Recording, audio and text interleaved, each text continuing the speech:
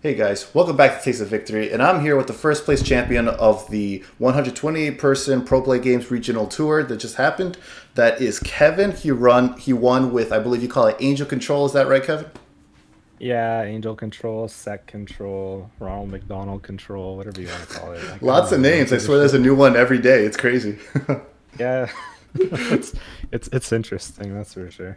That's pretty funny. Yeah, so this is your video. However you want to do it, it's up to you. Go ahead and take it away with your deck profile. Anything you need to plug right away to, go feel free to right now. A plug. Oh God. Yeah, if you got any YouTube or sponsors or Plug something. Japan. Yeah, Shout out I'll to I'll plug Japan, yeah. Japan. Yeah, Shout out to those deck lists. yeah. So two of these deck lists came out at the end of Japan's BT3, and there wasn't very much time. It was in the middle of December, if I recall correctly. And they didn't have a lot of time for it to like really warp their metagame like we're having now. Yeah, that makes Um, sense. They're a lot shorter since we got like all three at once. yeah, and I picked this up. I've only been playing this game since like 1.5. Like Oh, I hadn't touched it nice. before then. Nice. You And got a hang of it quick. yeah, I came from Magic. I played pretty competitively, so it kind of just translates over in my opinion, no matter what game you play. Yeah, makes sense. No, the deck. It was one of the first decks. I was looking at Japanese lists before I came into this game, and it was one of the only decks that I felt properly utilized the mechanics of the game. And I just kind of bought it all on a hunch, and I bought all the Shine cards too. I tried Shine once or twice. Thought it was pretty inconsistent, honestly. Like with all Yeah, the all the tamers tamers. and I agree. there's like less evos as well, and it just I don't know. The ceiling of it's super high, but the floor is also like really low in my opinion. Um, so yeah, I got all these cards. I got the shine stuff came first. Didn't like it. Once I picked this deck up, I knew there was something special going on, and I've been rocking it for about a month. Nice. And I've been doing the Geekitude weeklies. I guess I'll shout out those guys. Like they run events multiple times a week, and it's really helpful. And that's honestly why I got into this game. I miss playing with paper cards, and we're in a pandemic, and I'm in Canada, and we're in a lockdown, and we can't play. So they made things a lot easier. Nice. That's pretty convenient. Yeah. Cool. That's really cool. Okay, so do you want to go ahead and walk us through your list, working up from babies to the top end, Oh God, working up from babies to the top end. or whichever order Um, is better? yeah. So I kept my list is pretty like almost identical to the clean looking Japanese list in my opinion. I'm not really gonna take too much credit for anything there. Um, so with the babies, we have Cupimon and Upamon. There's four Cupimons and one Upamon. Um, I I think the Cupimon to Upamon ratio is correct. There's a lot of games where you just want to drop your rookie on top of your egg and just start drawing cards because there's a lot of matchups where if you don't hit your red tamer, you can be in a lot of trouble because you need to Gaia Force. Anything over 10k is pretty sus in my opinion. It also fuels bigger Eden's javelins, and even if even if the rest of your Cupimon eggs are useless, like if you just draw like a card or two off of it, it's usually enough in my opinion. Okay. Um, if we go to the rookies, Salamon and um, Patamon, they're both just recovery rookies. Um, you should aggressively be trying to trade with your Patamons early, and honestly, like you can with your Salamons as well. I think a big misconception with the deck is that the deck's slow, and I think that's just because people don't really know how to play the deck. Uh, Once you play the deck like quite a while, you start to realize that you can just kind of aggro a bunch of decks out, and they can't do anything about it. Just use your egg zone as basically this like protected, unblockable zone that your opponent can't really deal with. They can't interact with it, and you can just keep firing your rookies at their sec pile, and you just eventually get through. It's obviously pretty, or it's pretty apparent that the Salamons and the Patamons are also very good late game as well, when you're trying to recover and not die. Um, I guess if we want to move up next into the security checking Digimon, I'm playing 3 Ankylo, 2 Greymon. The original lists only played 3 Ankylo. Some people are playing just Greymons instead. I don't think that's right. There's a lot of games where you should be evolving Ankylo onto your rookies because you do need to see your see your or see certain pieces of removal to like hit the bigger Digimon. Right. So it's just I think a lot of people like kind of picked the deck up and didn't really try the original list for long enough to understand like why the cards were there. Right. I have the couple Greymons there just to concede the fact that having a couple extra potential red cards in the deck to fuel the red spells. Also, I may use magic terms by accident. My bad. Yeah, it's a habit. Yeah.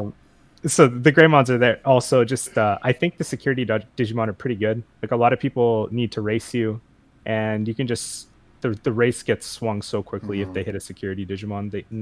They're just kind of like, well, shit, what do I do? Like I just lost.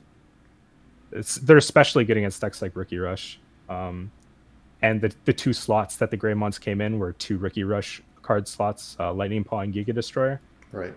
I just learned how to pilot the matchup enough where I didn't feel like I needed those cards, and I think the Greymons are like almost equally as good in that matchup as well. Okay, that's really interesting. Yeah. Next up, I'm playing like the 4 Mistymon, 4 Magna Angemon. I think it's pretty self-explanatory. Magna Angemon recovers. Mistymon that card's insane. I don't know why anyone would run less than 4. The amount of time, even if you just like get a 1-for-1 with it's not even a 1-for-1, right? Like, because at worst you're putting like the 7K body into play, right? Right. But quite often you're hitting a rookie, and sometimes you're hitting 2, and you hit 2 quite frequently. The card's great. I probably would run 6 if I could. Like, the card's crazy. A lot of the times you just like you slam a Mistymon or Magna Angemon on turn 1. You say like whatever, like what are you gonna do about it? Like, and you can just go up into like the next cards that I'm going to talk about, Seraphimon or Slash Angemon. Seraphimon it looks deceiving. Like it doesn't look very impressive on the surface, but it lets the deck close games out so incredibly fast. Like the amount of games where you just go like, I play a rookie, like on my egg. You play like a TK or something, then you like play a Magna Angemon, and the next turn you're like, okay, did you evolve into a Seraphimon? And you've like already swung for like 3 sec, and then you can put another dude in play, and your opponent's just like, well, shit, what do I do? Or you just like remove the only way that they can even attack your Seraphimon. The card is super important to the deck. It just does everything the deck wants. Kills them fast and recovers. And Slash Angemon's pretty self-explanatory. It's just kind of like an extra removal spell. There's 4 Magnadramons in the deck. The card is like, I don't think that card's insane by any means. Like, it's okay. I think it's necessary, but at the same time, it's not. It's like if the card was restricted for whatever reason, like I don't think the deck would lose any power. Oh, okay.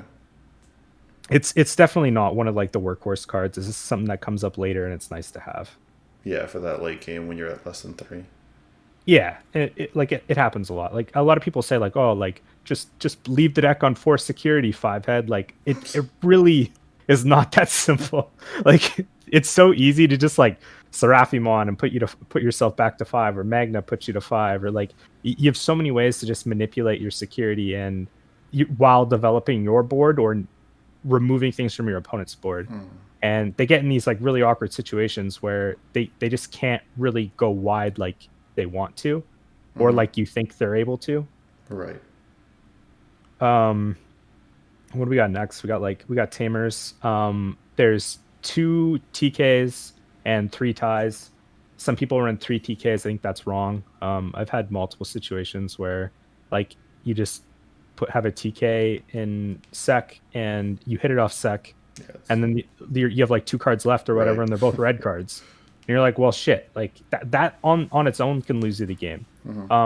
Also, there's only one real situation in the deck where you need more than like 1 or 2 memory.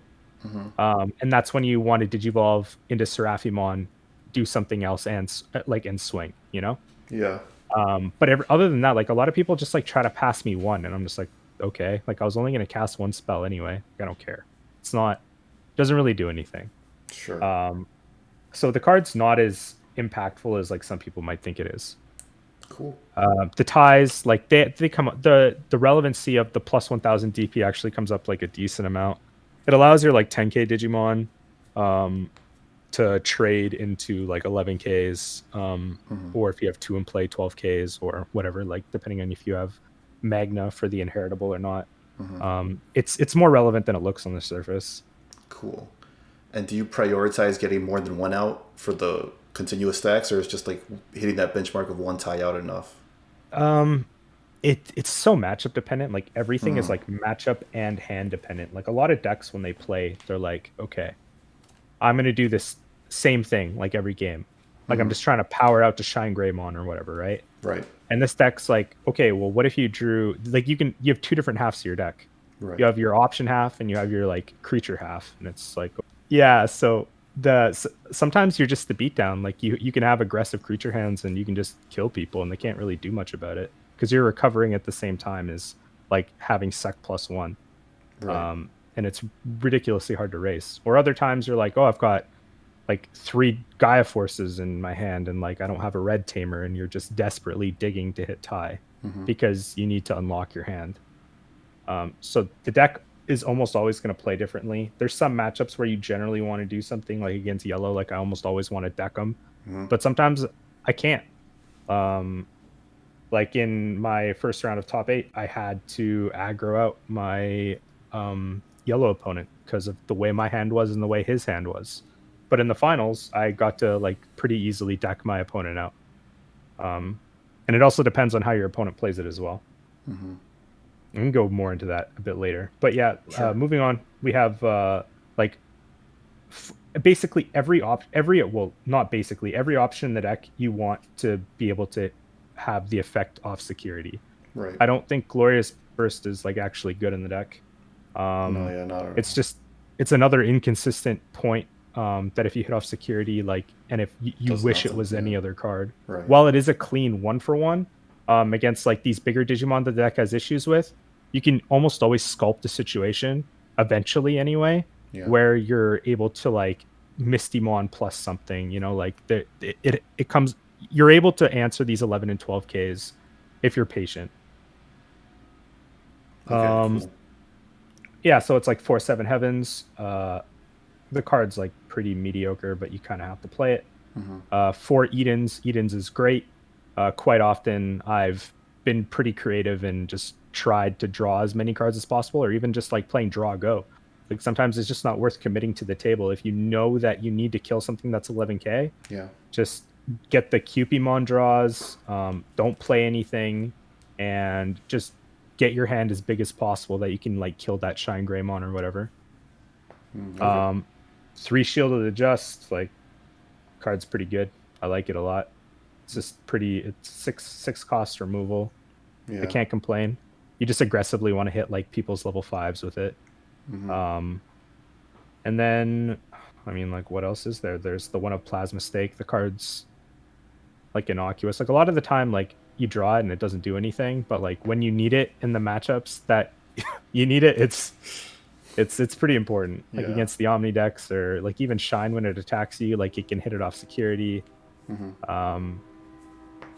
It's a necessary evil. Let's just say that. Yeah. Okay. I think I covered everything. Yeah. Then you got 4 Gaia Force, but that's pretty self-explanatory. Yeah, it's the best. It's the best option in the game. Yeah, definitely. So I know we've been seeing a lot of other variants of this deck. They run Holy Wave. How do you feel about that card? Because it seems like you want to be a more aggressive version of this security zoo deck. I think it kind of sucks. Like it just, like, I don't know. Like I see the BT4 builds of the deck, and they're like a more Mega Zoo kind of version, and they play 4 Holy Wave, and like I haven't tried it yet. Like I don't know, but I know in like this current like build, I wouldn't want to do it. Like I don't want to put cards like that in the deck because it's not a stall deck. Like I know it's like this like misconception. Yeah, huge Like misconception. you're getting a lot of free spells by your opponent having to attack you, Right. which gives you free tempo. Yes. Like you can tempo people out so easily with this deck because you force them into situations if you're aggressive on them where they have to race you. And then you're just getting free spells and free creatures and they get overwhelmed and they can't do anything about it. You don't want to let them like play battle cruiser magic against you or whatever, like not magic, but you know what I mean, like battle cruiser Digimon. Like you don't want to just play like 15-minute no rush like StarCraft. Like that's not how the deck plays. Like sometimes, yeah, you have to play slow, but if you can play it fast, and depending on the matchup, it's correct a lot of the time. Okay, very insightful. That is super cool. Thanks for that insight. So you want to go ahead and move on to how your tournament went that day, matchups and stuff? Yeah, I played red yellow control in my first or my first round. My Oh, so opponent didn't mirror show right up, which away? was cool. Oh, first Yeah, round they didn't show up. Okay. so second round it was mirror with some like weird cards Mm-hmm. and some like fun ofs, like like spicy stuff the guy liked, I guess. I don't know. Yeah. And I've also played the mirror in my last round of Swiss. Um, I went 1-1 in the mirror.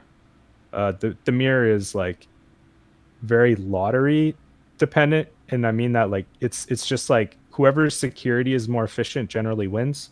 If Mm-hmm. both players have an understanding in the mirror that you're going to get into a position where you're going to deck out, um, there's there's no real edge. Like there are some cards that I've seen people suggest lately that make like Agumon expert, whatever, you know what I'm talking about? Yeah, I've That been three seeing a drop. lot of talk about that one. The Like I recovers haven't from the tried it grave. yet. Yeah. Yeah, but that card in my opinion is like it's it's it's interesting. Like it might be a card that will give you enough percentage points in the mirror Mm-hmm. to warrant putting it in the deck. I don't think any of the other tech cards that I've seen put in the deck are improving your mirror matchup odds enough to warrant lowering your other matchups Right. because there is a cost to some of these weird other tech cards people are playing. Mm-hmm. Um, so yeah, the mirror is just like whoever has the most efficient security, which is yeah, basically a lottery, and just whoever can keep a creature on the table, which generally comes down to like if the person they're playing into security is worse, your creatures are going to live. Right. So I hate the mirror. The mirror sucks. Like it's honestly like a reason to not play the deck at all because it doesn't feel like you can get like any kind of skill advantage. Interesting. Um, but in other matchups, I feel like there's a ton of room for skill expression.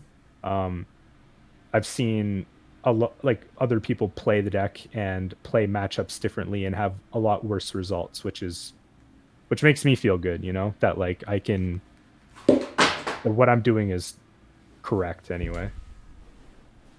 Yeah. I, I think I played Rookie Rush 3 times. Like all my matchups were over in 15 minutes. Like once in the top 8, twice in Swiss. Mm-hmm. I just 2-0 them every time. Like it's super easy.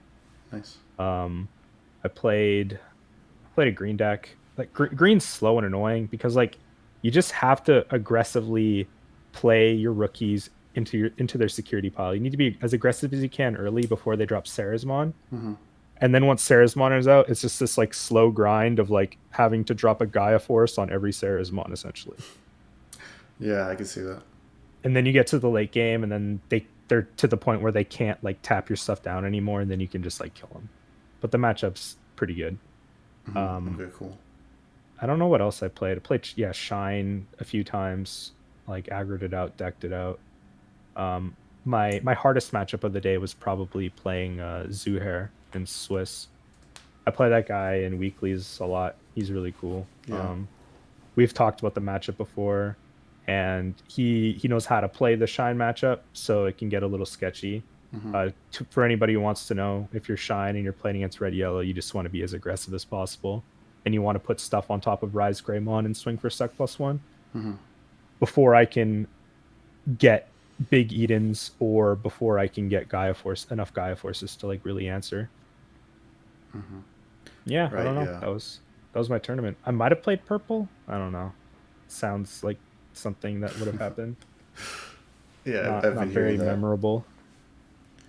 Yeah, I've been hearing that often. Everyone's like, I think I played a purple. For some reason, they can't remember for sure. Yeah. It's weird because like I think purple actually has some pretty good options into the deck. People just like they build it with like Lilithmon and stuff, and I don't think that card's very good. Okay. Yeah, I can see why not. The pros and cons of it. Yeah, like I personally I have no interest in playing into like multiple Millennium Mons and like multiple Piedmons. Those cards are annoying. Like not easily answerable. Yeah. Yeah, they're definitely one of those. Once they're on the field, you got to start playing it differently. Yeah. Okay. Very interesting. So, with after playing through the tournament, you kind of alluded to it, but is there any like major change you would want to make right now if you had to make a choice to this deck?